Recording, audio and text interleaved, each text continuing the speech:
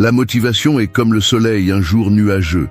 Parfois elle apparaît, parfois elle se cache, et si tu attends qu'elle sorte pour bouger, tu resteras figé dans le froid de l'inaction. La vérité est que tu n'auras pas toujours envie, tu n'auras pas toujours cette impulsion qui te pousse à faire ce que tu sais que tu dois faire. Et c'est bien, parce que la différence entre ceux qui atteignent leurs objectifs et ceux qui restent en arrière ne réside pas dans l'attente d'avoir envie, mais dans le mouvement même si tu ne l'as pas. L'exercice est bien plus que de soulever des poids ou de courir. C'est un entraînement pour l'esprit, un défi pour ta volonté et un champ où le caractère est forgé. Il ne s'agit pas de bien paraître pour les autres, mais de maîtriser ton corps afin que ton esprit ne te domine pas. Lorsque tu apprends à agir sans dépendre de la motivation, tu construis une force intérieure qui te rendra invincible face aux difficultés. Le stoïcisme nous enseigne à accepter ce que nous ne pouvons pas contrôler et à nous concentrer sur ce qui dépend de nous, nos actions. Le corps est le premier territoire où cette philosophie est mise à l'épreuve. Chaque fois que tu choisis de t'entraîner, même si tu n'as pas envie, tu dis à ton esprit que tu es le maître, que tu ne laisseras pas la paresse ou les doutes décider pour toi.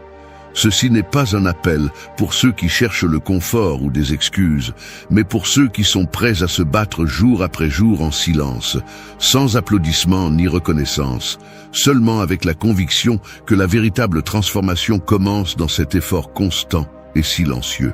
Si tu es prêt à arrêter d'attendre l'étincelle qui n'arrive jamais et à commencer à construire un esprit fort à partir du corps, ceci est ton manifeste. 1. Arrête d'attendre la motivation. Bouge même si tu n'en as pas envie. La motivation est comme un phare au loin, brillant et tentant, mais inconstant, et souvent caché derrière un épais brouillard. Attendre que ce phare éclaire ton chemin, c'est te condamner à l'immobilité, à rester immobile pendant que le temps passe et que la vie n'attend personne. La réalité est brutale et claire. La motivation arrive rarement au moment où tu en as besoin. Et quand elle le fait, elle ne dure généralement pas.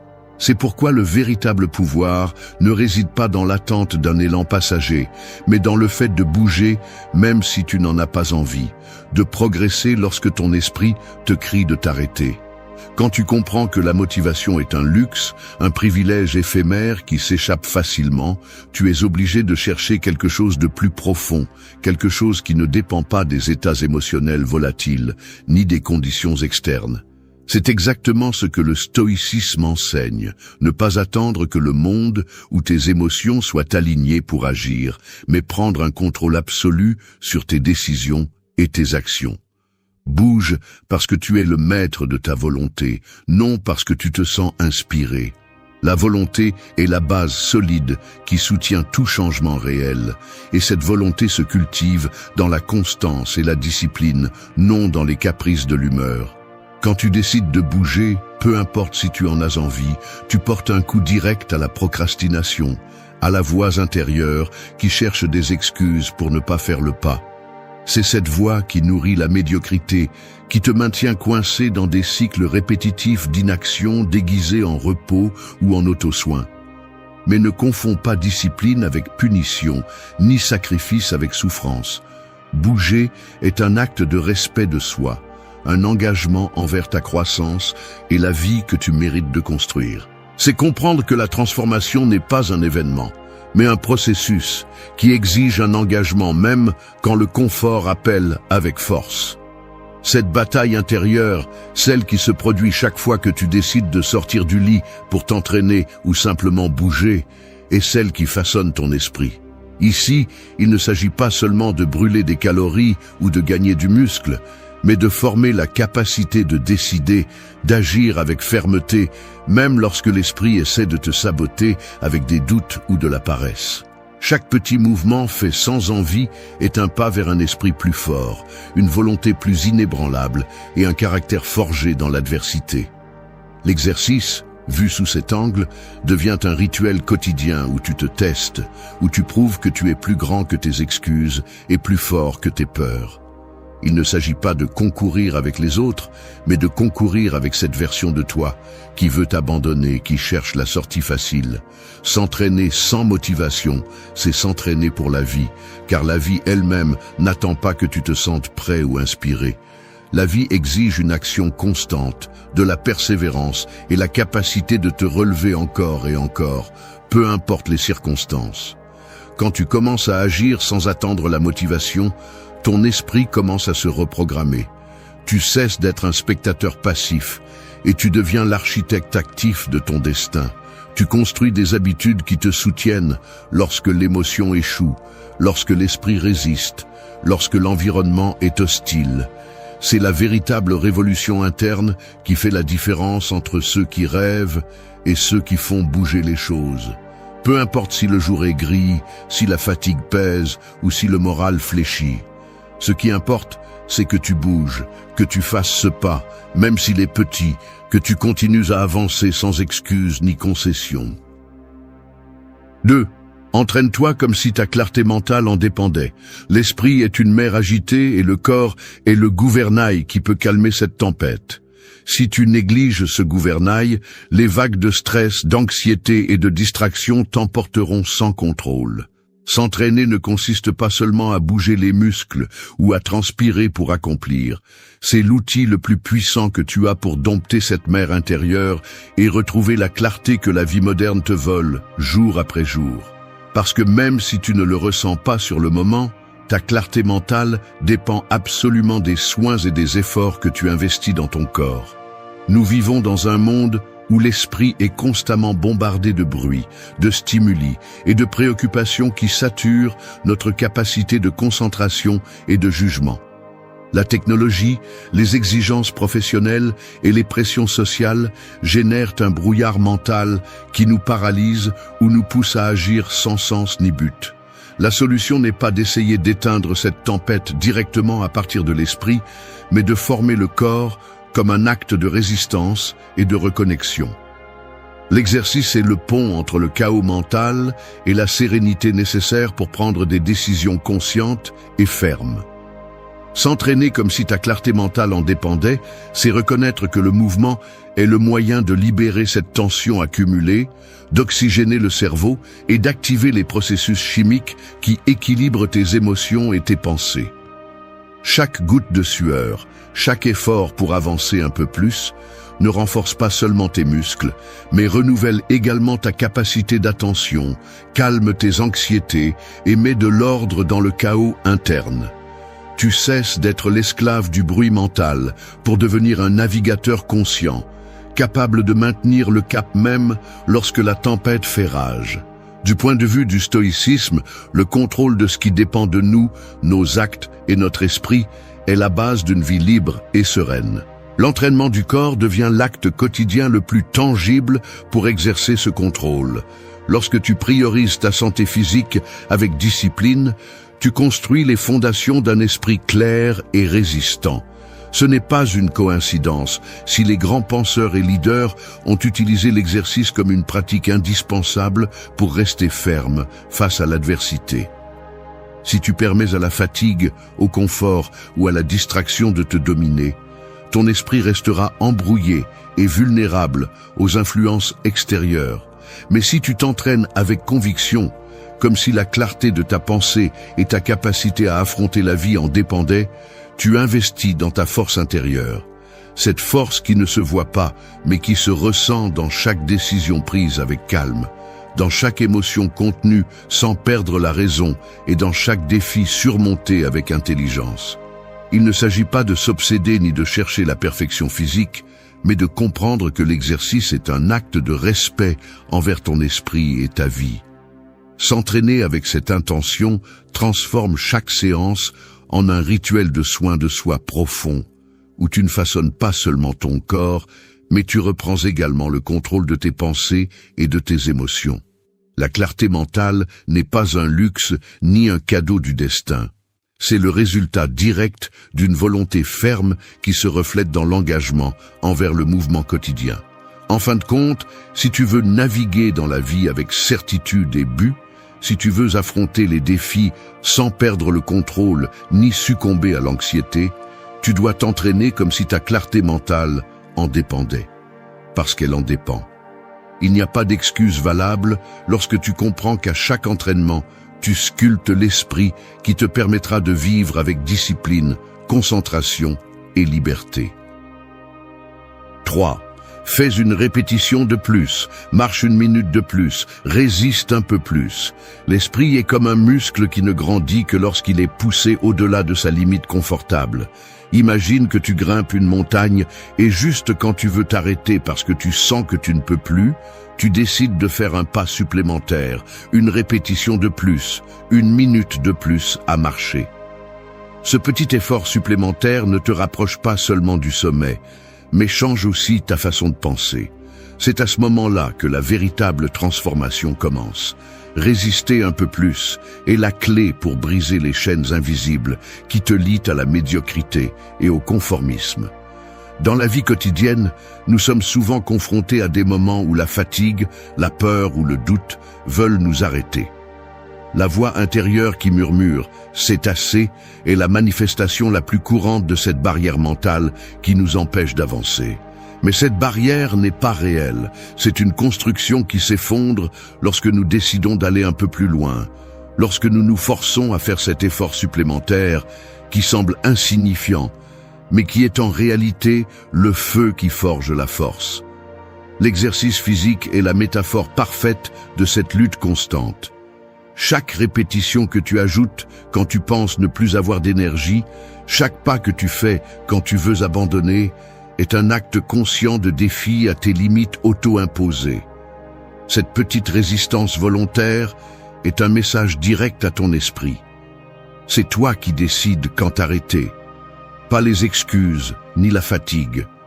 Et cette décision se transfère à chaque domaine de ta vie, car la force que tu cultives dans le corps est la même que tu as besoin pour faire face aux adversités, prendre des décisions difficiles et garder le cap quand tout semble contre toi.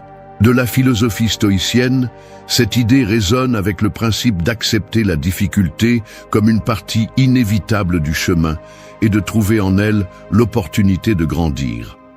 Les stoïciens enseignent que la vertu se forge dans la résistance, dans la capacité de rester ferme face à l'adversité. Et rien n'entraîne mieux cette vertu que le simple acte de résister un peu plus quand tout en toi crie que tu dois t'arrêter. Cette répétition supplémentaire, cette minute supplémentaire de marche, est un acte de volonté pure qui te rapproche de la meilleure version de toi-même. Résister ne signifie pas souffrir sans raison, ni se punir, mais choisir consciemment de dépasser la limite du confort pour élargir tes possibilités. Chaque fois que tu décides de continuer, même quand cela semble difficile, tu entraînes ton esprit à ne pas être l'esclave des émotions passagères ni des circonstances extérieures. Tu construis une forteresse intérieure qui se reflète dans ta capacité à gérer le stress, à ne pas abandonner face aux obstacles et à avancer avec détermination, quelles que soient les conditions. De plus, cette pratique a un effet cumulatif puissant. Ce ne sont pas les grands efforts isolés qui façonnent le caractère, mais la constance de ces petits actes de résistance qui s'accumulent jour après jour. Le véritable changement se produit dans cette répétition constante, dans cet engagement silencieux envers l'amélioration continue. C'est pourquoi l'exercice devient une métaphore parfaite pour la vie. Avancer un peu plus chaque jour, résister un peu plus chaque fois et ne jamais se contenter de moins que ce que tu sais pouvoir accomplir. Lorsque tu intègres cette leçon, tu cesses d'être la victime du confort et de l'excuse. Tu comprends que la seule bataille qui compte vraiment est celle que tu mènes contre toi-même, et que pour gagner cette bataille, il suffit de décider encore et encore que tu vas faire ce pas supplémentaire. Car c'est dans ce pas que se trouve la différence entre la stagnation et le progrès, entre un esprit faible et un esprit imparable. 4.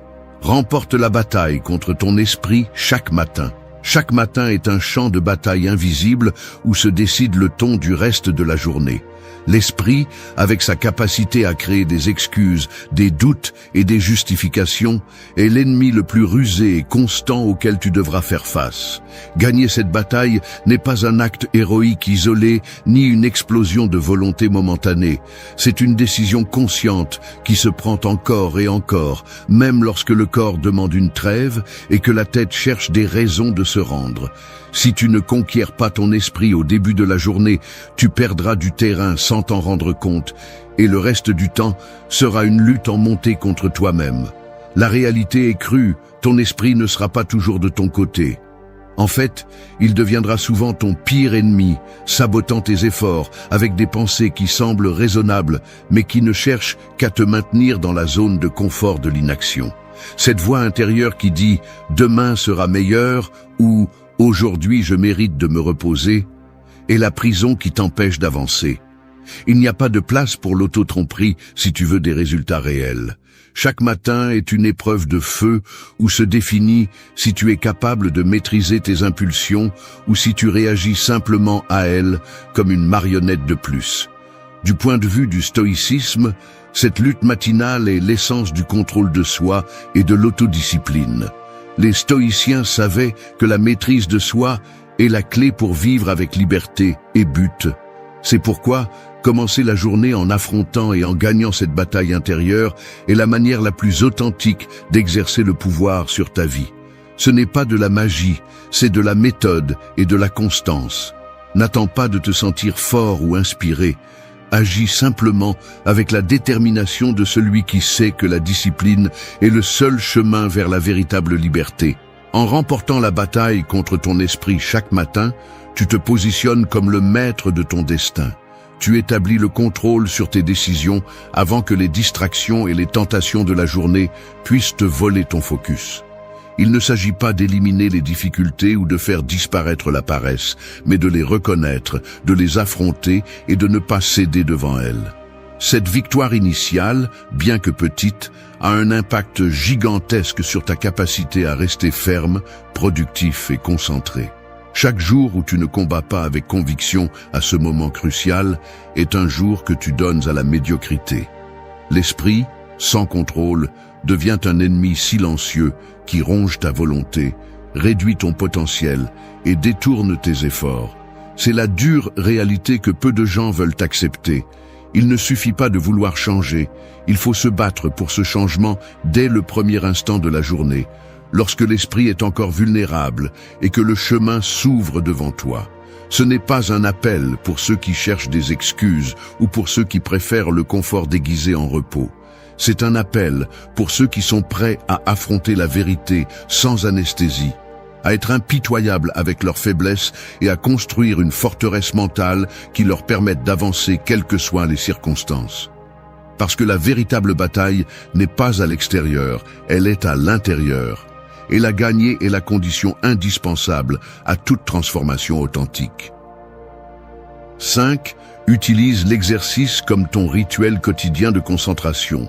Le corps et l'esprit ne sont pas des entités séparées, ils sont intrinsèquement liés, et ce qui se passe dans l'un affecte inévitablement l'autre. L'exercice ne doit pas être vu seulement comme une obligation physique, mais comme un rituel quotidien qui met de l'ordre dans le chaos mental et émotionnel. Dans un monde saturé de distractions, d'anxiété et de surcharge d'informations, ce moment de mouvement conscient est la pause nécessaire pour te retrouver et recalibrer ton focus. Ignorer ce rituel, c'est te condamner à vivre dispersé, vulnérable à tout stimulus qui t'éloigne de tes objectifs et de ton bien-être. Ce rituel n'est ni un luxe ni une récompense que tu te donnes lorsque tu as terminé ta liste de tâches. C'est la base sur laquelle est construit un esprit clair, une volonté de faire et un caractère résistant. S'entraîner quotidiennement, c'est envoyer un message puissant. Je suis là, je suis responsable de ma vie et je ne vais pas permettre que le désordre mental me contrôle. C'est transformer l'exercice en un acte d'autorité personnelle, où tu décides que ton esprit mérite d'être soigné avec la même dévotion que tes muscles. Le stoïcisme nous enseigne à créer des routines qui renforcent notre vertu et notre maîtrise de soi. L'exercice, dans ce contexte, est plus qu'une habitude. C'est un engagement sacré envers toi-même pour maintenir le contrôle au milieu du chaos. Lorsque tu fais de l'entraînement ton rituel de concentration, tu transformes chaque séance en un moment de clarté où le bruit externe s'atténue et tu peux réorienter ton énergie vers ce qui compte vraiment. Cette clarté n'est pas un hasard. Elle est le fruit de la constance et de la discipline. Tu ne peux pas te laisser submerger par le stress, la fatigue ou les soucis chaque jour. Si tu n'établis pas un rituel qui t'ancre, ton esprit sera un bateau à la dérive, sans gouvernail ni cap. L'exercice est ce gouvernail qui te redonne le contrôle, qui met ton esprit en état d'alerte et de préparation.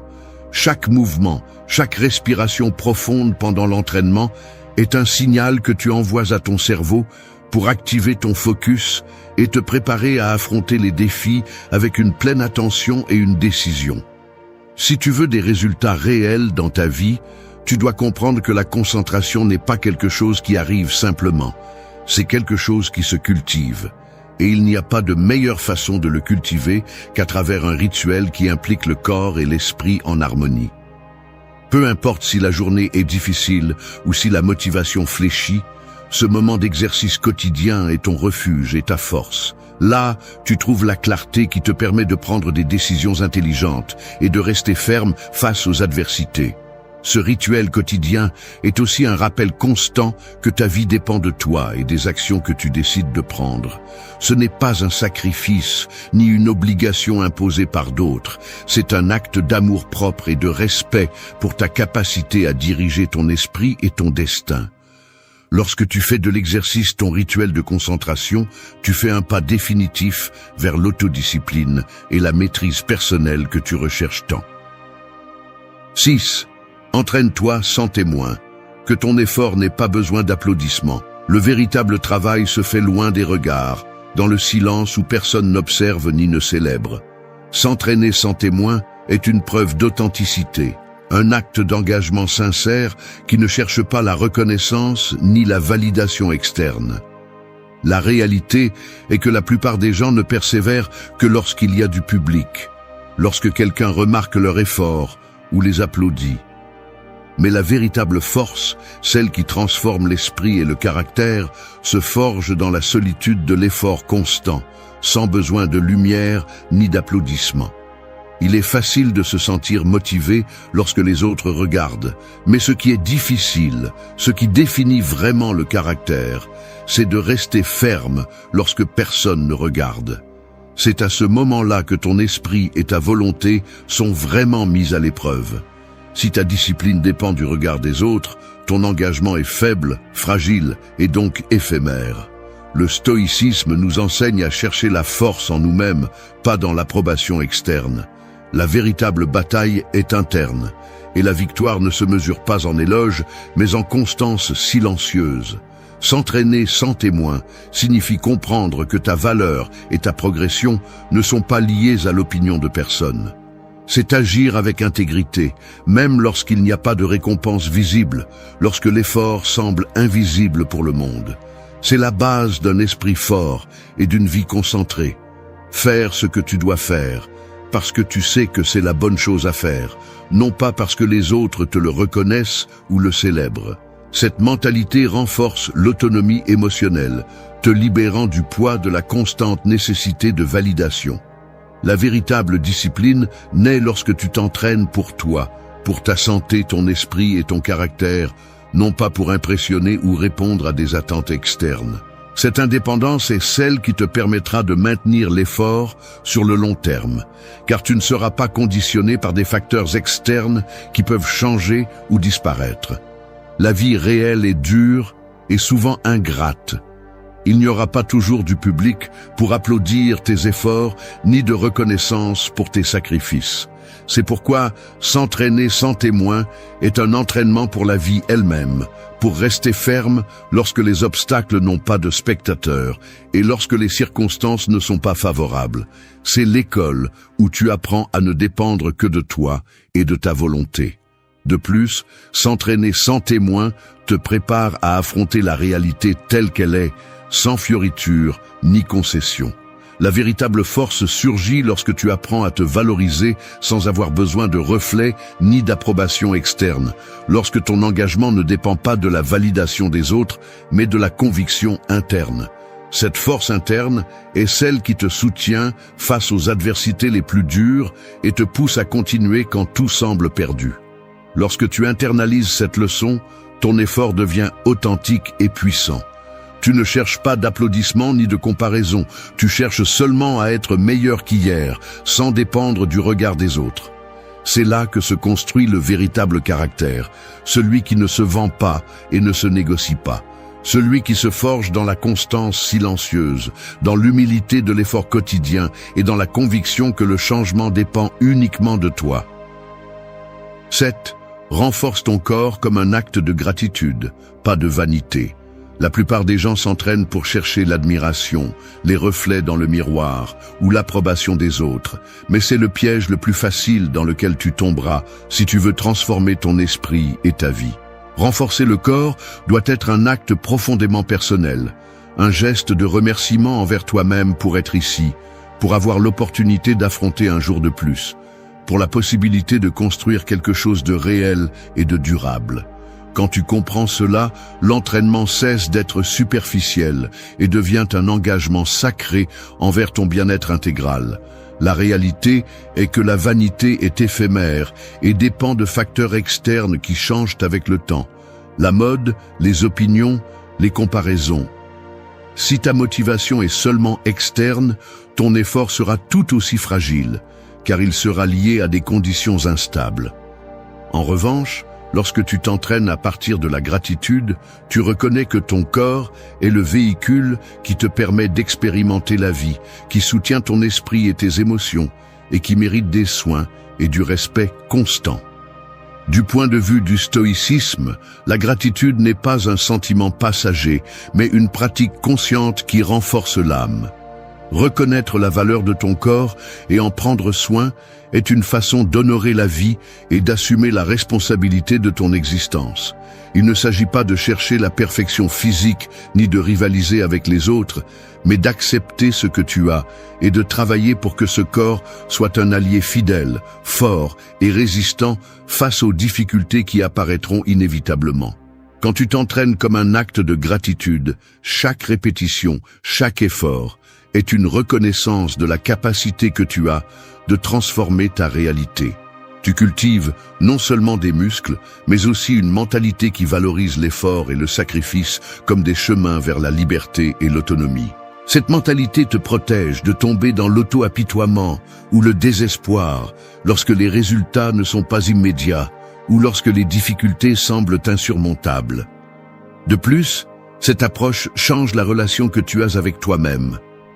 Tu cesses d'être un juge impitoyable qui exige la perfection ou punit chaque erreur pour devenir un allié compatissant qui comprend que le progrès est un processus, que les chutes font partie du chemin et que le respect de soi est le moteur qui soutient la discipline.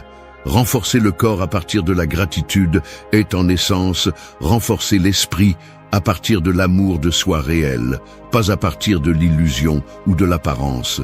Ce changement de perspective est ce qui fait la différence entre un effort passager et une transformation véritable et durable.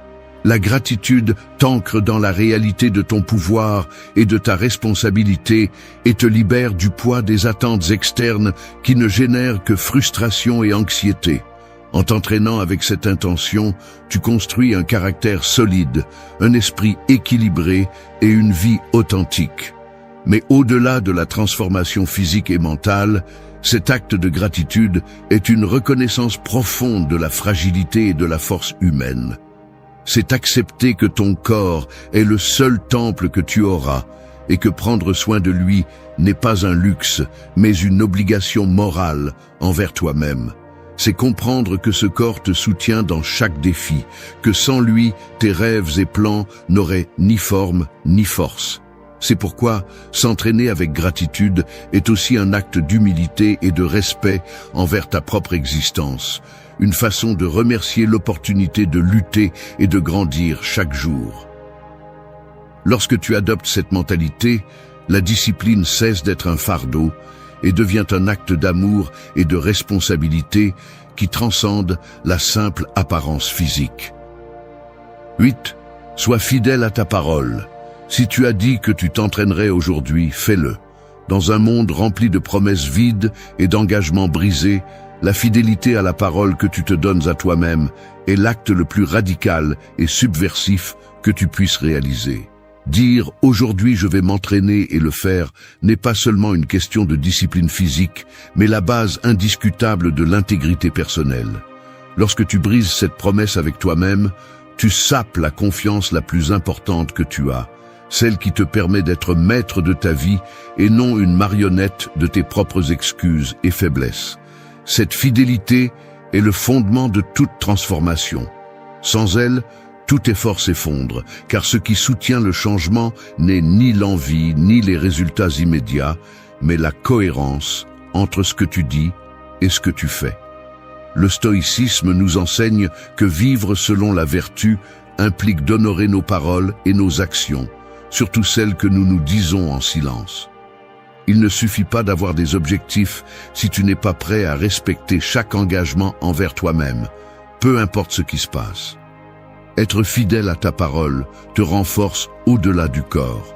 Cela te transforme en quelqu'un de fiable pour toi et pour les autres. Cette confiance interne est un pouvoir silencieux qui se reflète dans chaque décision, dans chaque pas que tu fais, et qui te protège contre l'autocomplaisance et la dispersion. Lorsque tu honores ton engagement quotidien à t'entraîner, même si tu n'en as pas envie, même si tu es fatigué ou distrait, tu démontres que ta volonté est plus forte que n'importe quel obstacle. Ce principe ne se limite pas à l'exercice, c'est une leçon pour toute la vie. La façon dont tu traites tes petites promesses est le miroir de la façon dont tu affronteras les grandes batailles.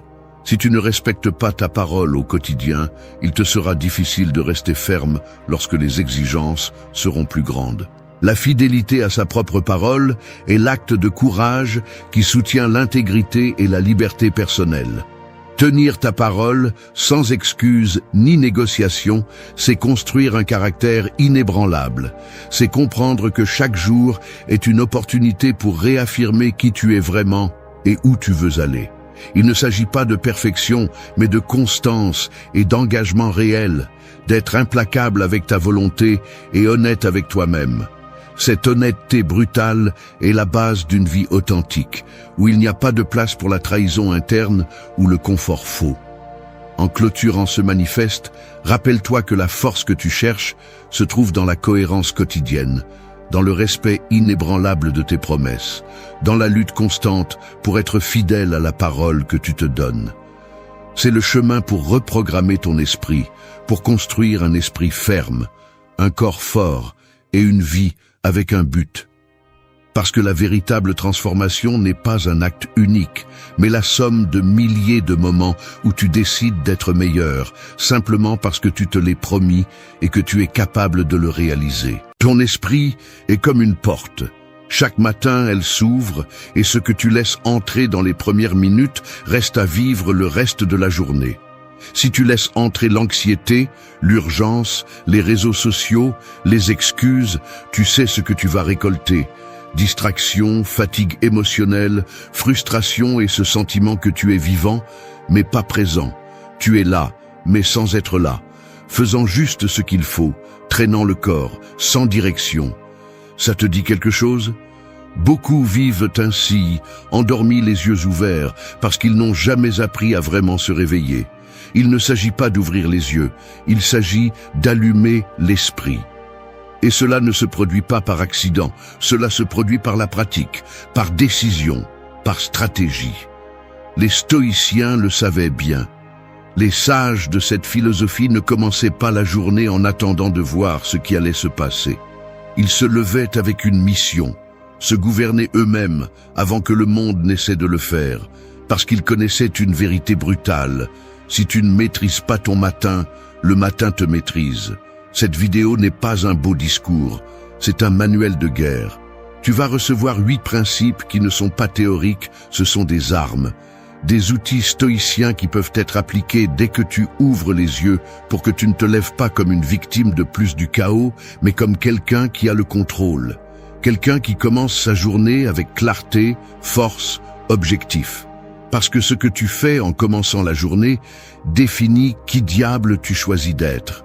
Si tu te lèves tous les jours en agissant comme quelqu'un de faible, éteint, sans direction, n'attends pas que ta vie aille dans une autre direction.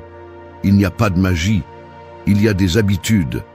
Et ces habitudes stoïciennes sont faites pour te mettre à l'avant de ta vie, pas sur le côté. Prépare-toi, tu vas reprogrammer ta façon de te réveiller. Et pas avec des phrases vides, mais avec des actions réelles, percutantes et conscientes. Parce que changer ton matin, c'est changer ta vie. Et il est grand temps. 1. Demande-toi au réveil ce qui dépend de toi et ce qui ne dépend pas. Ton esprit au réveil est comme une salle de contrôle en pleine tempête. À peine ouvres-tu les yeux, les lumières s'allument, les alarmes sonnent, les écrans commencent à montrer le chaos du monde.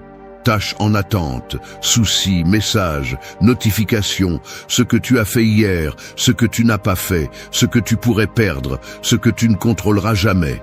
Et là, tu es devant le panneau, regardant comment tout s'allume en même temps, sans avoir encore décidé quel bouton tu vas toucher en premier. C'est pourquoi, la première chose que tu dois faire au réveil n'est pas de regarder ton téléphone ou de courir vers la routine, c'est de reprendre le contrôle. Et pour cela, il y a une seule question que tu devrais te poser tous les jours dès que tu ouvres les yeux. Qu'est-ce qui dépend de moi et qu'est-ce qui ne dépend pas? Il n'y a rien de plus puissant que de commencer la journée en reconnaissant la ligne invisible entre ce que tu peux contrôler et ce que tu ne peux pas. C'est comme tracer une carte avant de sortir marcher sous la pluie. Si tu ne le fais pas, tu vas te mouiller avec tout ce que tu ne peux pas éviter. Tu vas porter des problèmes qui ne sont pas les tiens, des opinions qui ne te construisent pas, des attentes qui ne sont même pas les tiennes. Mais si tu as de la clarté, si tu comprends dès le début que tout n'est pas entre tes mains, tu peux te déplacer avec plus de fermeté, moins de poids et plus d'intention. Marc Aurèle le disait sans fioriture, il y a des choses qui dépendent de nous et d'autres qui ne dépendent pas. Et notre paix dépend de les distinguer, pas de les changer. La plupart des gens se lèvent et se plongent directement dans le bruit, dans l'urgence, dans l'extérieur, croyant que leur bien-être vient de l'extérieur, de ce que les autres font ou disent, de si le temps aide, de si les choses se passent comme ils le veulent. Mais un stoïcien ne commence pas ainsi. Un stoïcien se demande « Que puis-je faire aujourd'hui avec ce que j'ai, avec ce que je suis, avec ce qui est en mon pouvoir ?» Cette question est une ancre. Elle te ramène à toi. Elle te sort du pilote automatique. Et ce n'est pas une jolie phrase, c'est une pratique quotidienne. C'est une façon de regarder la vie sans te rendre à elle. Parce que oui, tu vas avoir des problèmes. Oui, le monde va te décevoir. Oui, les choses ne vont pas se passer comme tu l'espères de nombreuses fois. Mais si chaque matin tu te rappelles ce qui dépend de toi, tu peux choisir ton attitude, ta réponse, ton approche, ton effort. Tu peux arrêter de te battre dans des batailles inutiles et commencer à gagner des guerres intérieures. Tu peux lâcher le besoin de tout contrôler et commencer à te gouverner toi-même, ce qui est la seule chose que tu auras toujours. Ce n'est pas de la résignation, c'est de la stratégie. Ce n'est pas de la faiblesse, c'est de la sagesse. Alors demain, quand tu ouvriras les yeux, ne commence pas à courir, ne réagis pas comme un robot. Respire, pense, souviens-toi. Pose-toi sans peur et avec honnêteté la question « Qu'est-ce qui dépend de moi et qu'est-ce qui ne dépend pas ?» Et décide d'agir uniquement à partir de la première. Le reste, laisse-le passer. Le monde continuera à tourner, mais tu ne seras pas perdu en lui. Tu seras présent, éveillé et avec le contrôle entre tes mains. 2. Accepte dès le début que la journée ne sera pas parfaite. S'attendre à ce que tout se passe bien, c'est comme sortir dans la rue avec une chemise blanche en pleine tempête de sable en pensant que tu vas rentrer propre. Ce n'est pas réaliste, ce n'est pas fort, c'est naïf. Et la naïveté, lorsqu'elle se mêle à la routine, se termine par de la frustration, de la colère ou du victimisme. Si tu veux commencer la journée avec de l'énergie, tu dois la commencer avec une vérité que presque personne ne veut accepter. Aujourd'hui ne sera pas parfait. Et ce n'est pas grave, c'est bien. Parce qu'il ne s'agit pas de perfection, il s'agit de préparation. Beaucoup se réveillent en pensant que leur bonheur dépend du fait que les choses se passent comme prévu, que personne ne les contredise, que le trafic n'existe pas, que les autres coopèrent, que tout se passe comme si l'univers leur devait quelque chose. Mais l'univers ne te doit rien. La vie n'est pas faite pour te faire plaisir, elle est faite pour te défier. Et si tu n'apprends pas à accepter cela dès que tu te lèves, le moindre détail peut ruiner ta journée. Un mot mal dit, un retard, une critique, un changement de plan. Quand tu t'attends à la perfection, tu deviens fragile. Mais si tu te prépares à l'imperfection, tu deviens fort. Le stoïcien ne se réveille pas en quête de confort. Il se réveille prêt à résister. Non pas parce qu'il aime souffrir, mais parce qu'il sait que la douleur, les obstacles et l'inattendu font partie du chemin. Il l'intègre donc dans son esprit dès le début. Il ne se trompe pas. Il ne se plaint pas. Il anticipe. Il s'adapte. Il accepte que le mal peut arriver et se renforce à l'avance. C'est la différence entre celui qui se brise et celui qui reste ferme. L'un vit en espérant que tout sera facile. L'autre vit en entraînant son caractère pour que rien ne le vainque.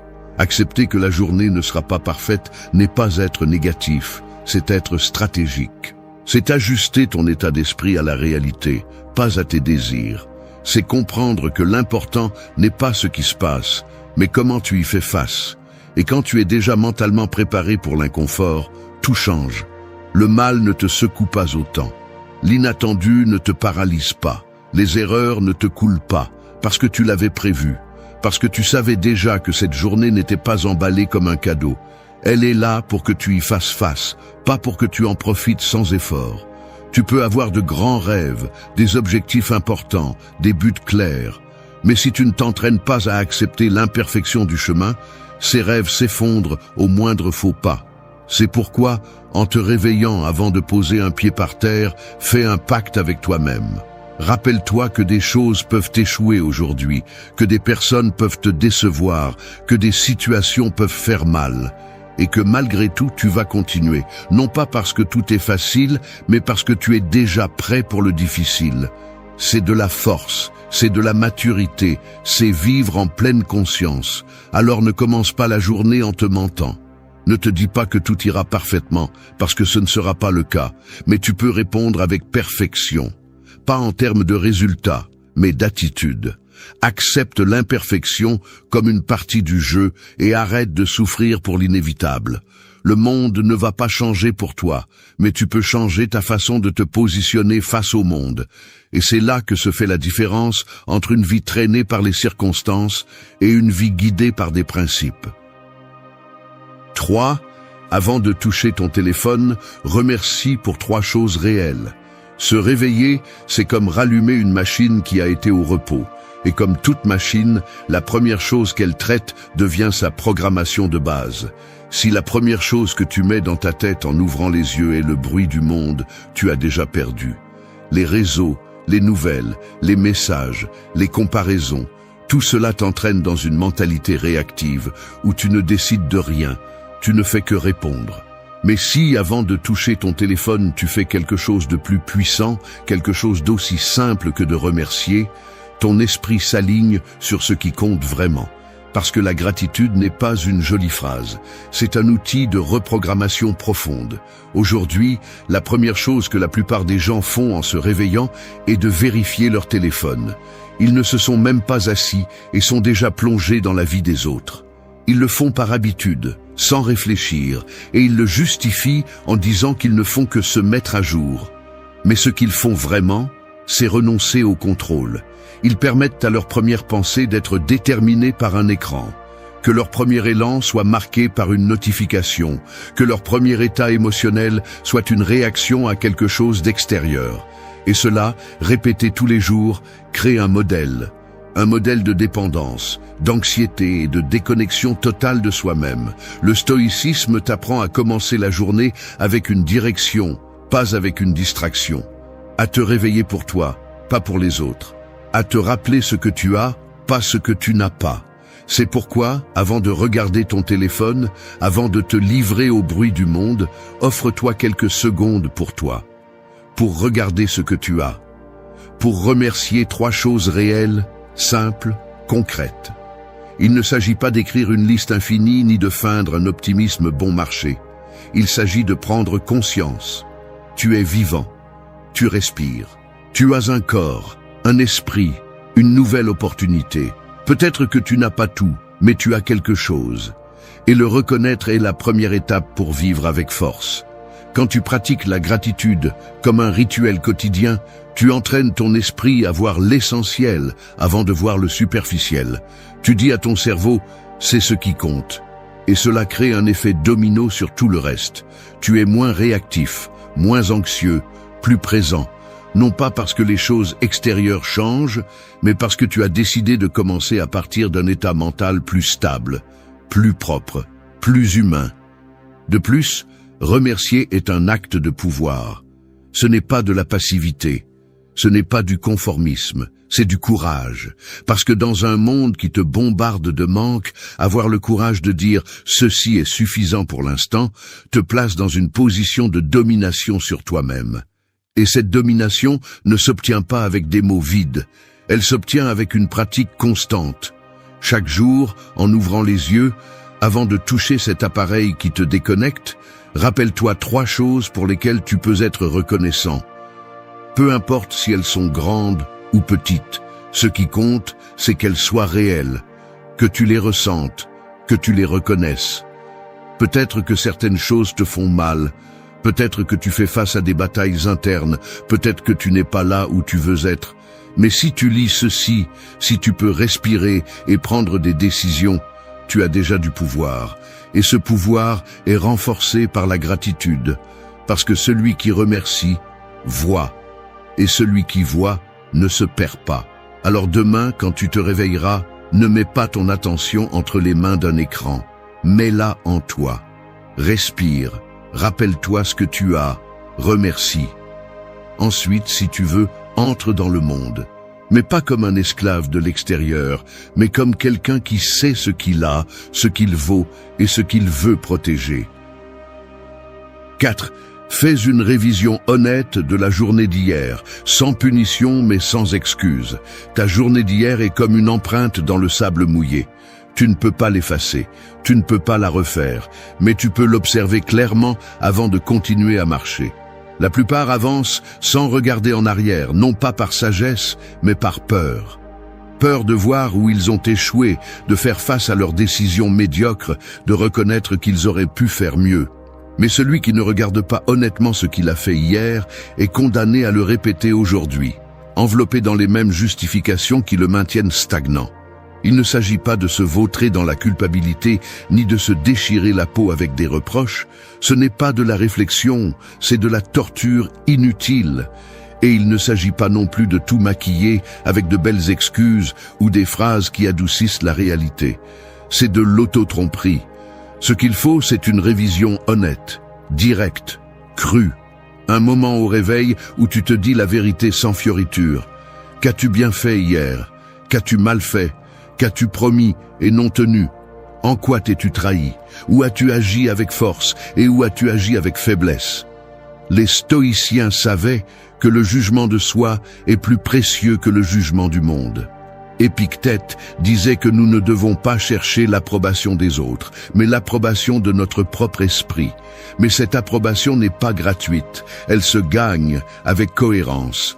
Et la cohérence commence par faire un bilan réel de tes actions, sans vouloir te voir comme un héros, mais pas non plus comme une victime.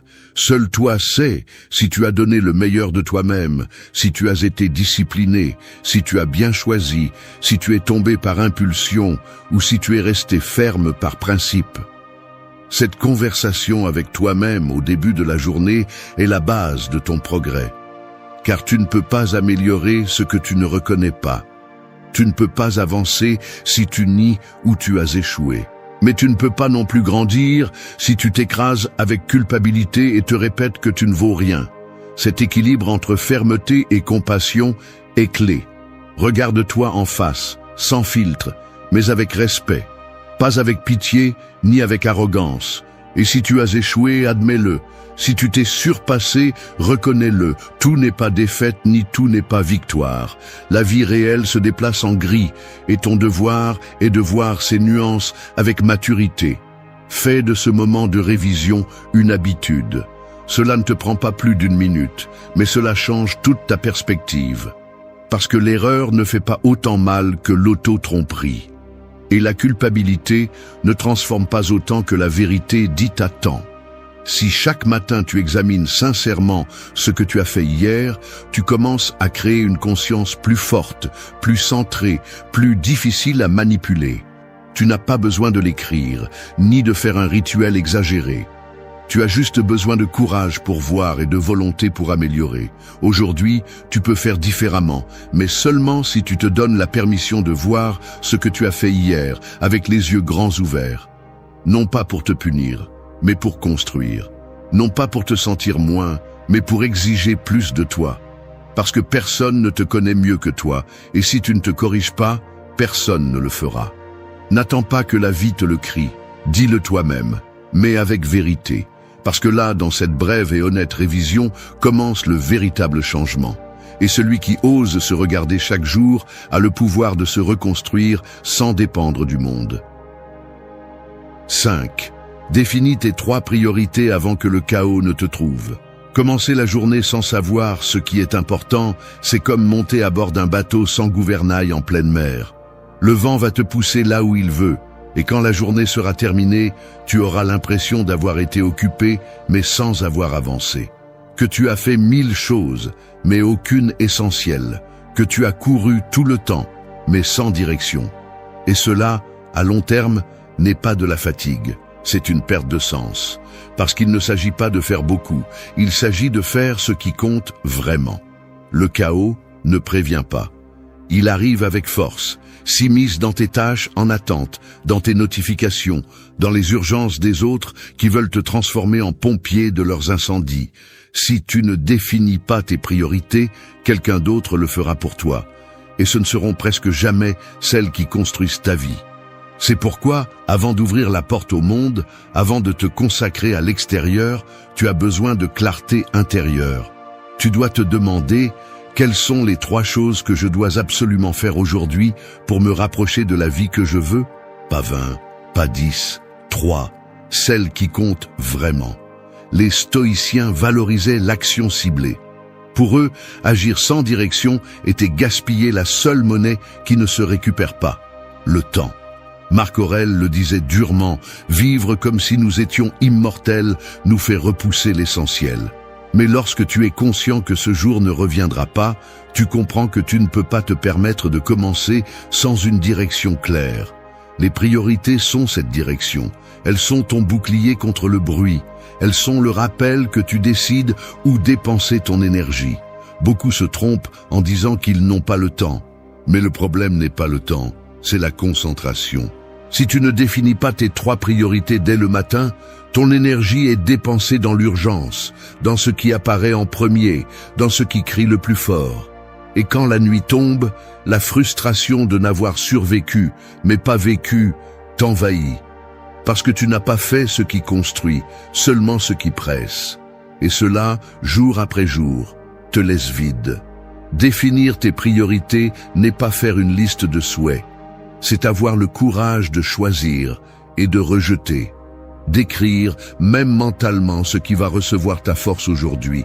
Peut-être est-ce terminer une tâche clé, avoir une conversation en suspens, s'entraîner, étudier quelque chose d'important, se reconnecter avec soi-même. Peu importe lesquels, ce qui compte, c'est que tu les choisisses avant que le chaos ne les efface de la carte. Parce qu'un esprit qui commence avec clarté est beaucoup plus difficile à manipuler, beaucoup plus difficile à abattre. Et oui, la journée peut te tourner en rond, les choses peuvent changer. Mais si tu sais ce qui est essentiel, tu reviendras à cela lorsque le monde essaiera de te distraire. Tu te souviendras que tu n'es pas ici pour plaire à tout le monde, ni pour répondre à ce qui apparaît en premier, mais pour avancer avec intention, pour construire ton chemin, pas pour survivre à l'agenda des autres. Alors demain, avant de répondre aux messages, avant de vérifier les réseaux, Avant de te perdre dans des tâches infinies, définis tes 3 priorités. Écris-les si tu peux. Lis-les à haute voix si nécessaire. Mais qu'elles soient claires. Parce que si tu ne choisis pas comment passer ta journée, le chaos le fera pour toi. Et le chaos ne choisit jamais le meilleur pour personne. 6. Anticipe le coup et visualise ta meilleure réponse. Un guerrier ne se forme pas sur le champ de bataille, il se forme avant. Dans le silence, dans la préparation, dans la visualisation de ce qui peut mal se passer. Il entraîne son esprit à ne pas se paralyser lorsque le coup arrive. Et c'est exactement ce que tu devrais faire chaque matin. Parce que le coup va arriver, tu ne sais pas quand, tu ne sais pas d'où, mais il va apparaître. Quelqu'un va te décevoir, une situation va se compliquer, quelque chose va faire mal.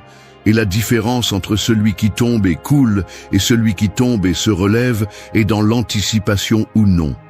Il y a ceux qui préfèrent ne pas penser au négatif parce qu'ils croient que c'est l'attirer. Ils vivent dans l'illusion que s'ils ignorent la douleur les oubliera. Mais ce n'est pas de la force, c'est de l'évasion. Les stoïciens faisaient le contraire. Ils pratiquaient la préméditation de l'adversité. Ils imaginaient les obstacles avant qu'ils n'arrivent, non pas pour vivre dans la peur, mais pour être prêts. Parce que le coup que tu attends fait moins mal que celui qui te surprend. Et parce que lorsque tu as déjà répété mentalement ta meilleure réponse, tu as plus de contrôle sur toi-même lorsque tout tremble. Anticiper n'est pas vivre dans la paranoïa, c'est te préparer intelligemment. C'est te donner un moment le matin pour penser calmement. Qu'est-ce qui peut mal se passer aujourd'hui? Qui pourrait me décevoir? Où pourrais-je échouer moi-même? Quelle partie de la journée peut devenir difficile? Et une fois que tu le vois, tu l'acceptes. Non pas en tant que victime, mais en tant que stratège. Ensuite, tu visualises ta meilleure réponse. Non pas à partir de l'impulsion, mais à partir de la vertu.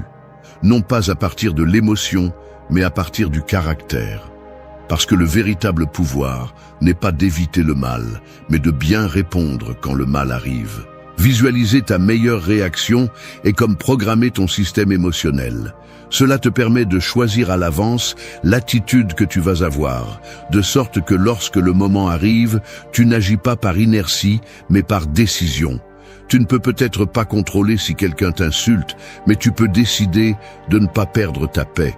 Tu ne peux peut-être pas éviter qu'un événement soit retardé, mais tu peux choisir d'utiliser ce temps avec patience. Tu ne peux peut-être pas arrêter une dispute, mais tu peux choisir le ton avec lequel tu vas parler. C'est la maîtrise, c'est la discipline émotionnelle.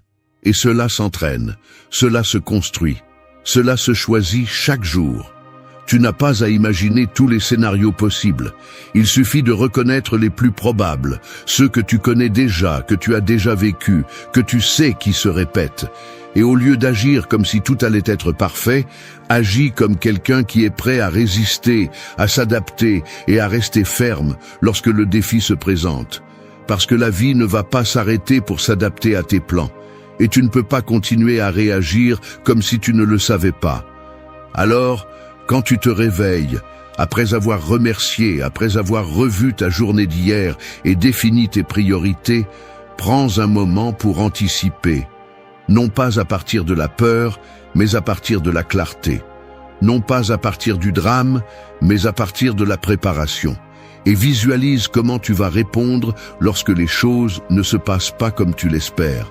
Parce que si tu t'entraînes chaque matin à recevoir le coup avec dignité, alors, peu importe combien de fois tu tombes, tu te relèveras toujours plus fort que tu ne l'étais avant. 7.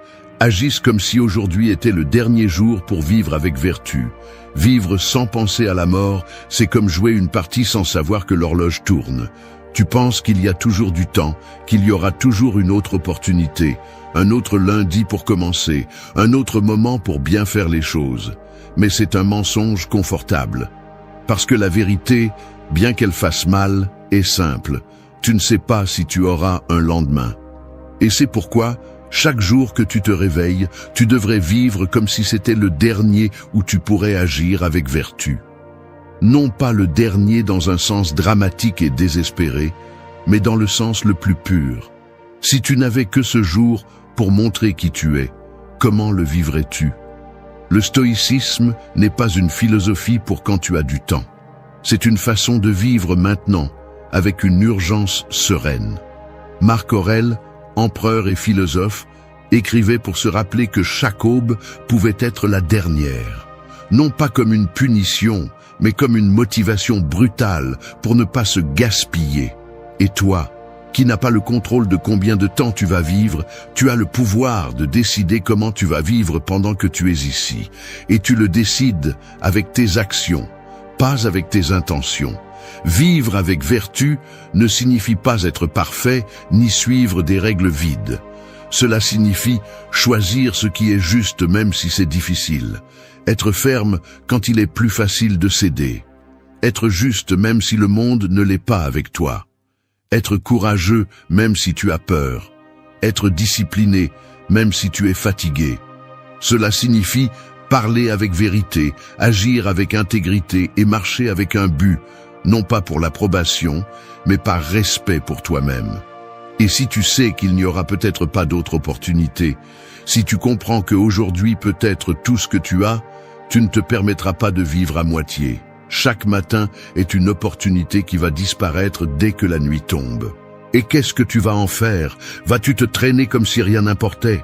Vas-tu laisser les impulsions commander, la paresse décider pour toi, la peur te paralyser? Ou vas-tu te lever la tête haute, faire ce que tu sais que tu dois faire et vivre avec dignité, sans attendre que le monde te récompense? Parce que personne ne te doit une médaille pour être vertueux. La récompense est interne. C'est savoir que tu as agi comme la meilleure version de toi-même, sans excuse, sans justification bon marché.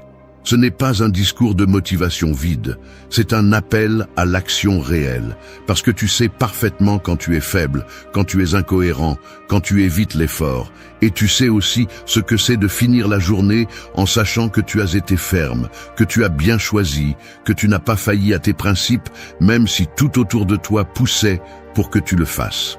C'est ce qui compte. C'est ça, vivre. Tout le reste n'est que bruit. Alors la prochaine fois que tu te réveilles, regarde-toi dans le miroir et dis-toi fermement, « Aujourd'hui, je vais agir comme si c'était le dernier jour où je peux vivre avec vertu. » Non pas pour te désespérer, mais pour te concentrer. Non pas pour courir sans but, mais pour avancer avec conscience. Parce que si aujourd'hui était le dernier jour, tu ne te perdrais pas en excuses. Tu irais directement à l'essentiel. Tu ferais ce qui compte. Tu serais qui tu es vraiment, sans masque, sans peur et sans gaspillage. 8. Que ta discipline gouverne avant tes émotions. Ton esprit est comme un cheval sauvage au réveil. Il a de la force, de l'instinct, de la vitesse. Mais si tu ne lui mets pas de rêne, il te mènera directement à l'abîme. Les émotions sont ce cheval. Intenses, imprévisibles, souvent utiles, mais dangereuses si tu les laisses gouverner. C'est pourquoi tu as besoin de quelque chose de plus fort que l'impulsion, de plus ferme que le désir, de plus stable que la peur. Tu as besoin de discipline, et pas comme un joli mot ou un cliché vide, discipline comme un mode de vie, comme la loi que tu choisis de suivre quand tout en toi veut t'abandonner. Beaucoup pensent que la liberté consiste à faire ce que l'on ressent, à suivre son cœur, à agir selon l'humeur du moment. Mais ce n'est pas de la liberté, c'est de l'esclavage émotionnel. C'est vivre traîné par des états mentaux qui changent chaque heure, qui sont déclenchés par un commentaire, un regard, une pensée. Et quand tes décisions sont dominées par ce que tu ressens, tu cesses d'être toi. Tu deviens un reflet de tes fluctuations. Il n'y a pas de force là, il n'y a pas de caractère, juste de la réactivité. Le stoïcien sait que ces émotions existent, mais il ne leur obéit pas. Il les écoute, les comprend, mais ne s'agenouille pas devant elles, parce qu'il comprend qu'une émotion n'est pas un ordre, c'est juste un signal. Et entre l'émotion et l'action doit se trouver la raison, doit se trouver la volonté, doit se trouver la discipline. Cette capacité à faire ce que tu as dit que tu ferais, même quand tu n'en as plus envie. De rester ferme quand tout en toi cherche une sortie facile. D'avancer quand la motivation s'est éteinte et qu'il ne reste que le devoir. Tu ne construiras rien de grand si chaque jour tu dépends de ce que tu ressens pour agir. Parce qu'il y aura des matins où tu ne voudras pas te lever, des jours où la fatigue te pèsera comme une pierre, des moments où la peur te murmure que tu ne pourras pas. Et si en ces instants ta discipline ne gouverne pas, alors tes excuses gouverneront. Et les excuses sonnent confortables, mais elles coûtent cher. Elles te volent la vie sans que tu t'en rendes compte. Elles t'affaiblissent de l'intérieur. Elles te retirent le respect que tu devrais te porter. Fais de ta discipline ton premier acte de la journée. Ne commence pas en te demandant ce que tu as envie de faire. Commence par décider ce que tu as besoin de faire et fais-le. Non pas parce que c'est facile, mais parce que tu l'as choisi avec raison. Parce que tu es plus que tes impulsions. Parce qu'il y a une version de toi qui ne dépend pas du climat émotionnel, mais de principes solides. Et cette version se construit chaque matin quand tu choisis de ne pas céder, quand tu choisis de tenir, même si c'est difficile, quand tu choisis d'avancer, même si ça fait mal. C'est là que naît la véritable force. Personne n'a dit que ce serait confortable, mais ce n'est pas non plus impossible. La discipline n'est pas innée, elle s'entraîne. Elle se cultive avec chaque décision que tu prends avec fermeté et non par caprice. Avec chaque petit acte qui dit à ton esprit « Ici, c'est moi qui commande ». Et quand cela devient une routine, ta vie change, parce que tu ne te traînes plus à travers les jours en espérant avoir envie. Tu te déplaces avec décision, avec clarté, avec respect pour toi-même. Et cela, plus que toute émotion passagère, est ce qui te mènera loin. C'est ta conclusion. C'est ta ligne finale. Si tu veux reprogrammer ton esprit, si tu veux vivre avec vertu, si tu veux être vraiment fort, laisse ta discipline gouverner avant tes émotions.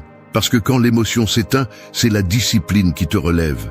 Et quand personne ne te voit, quand tout devient difficile, quand il ne reste que toi face à ton reflet, la seule chose qui définit qui tu es, c'est ce que tu as fait avec ce que tu ressentais.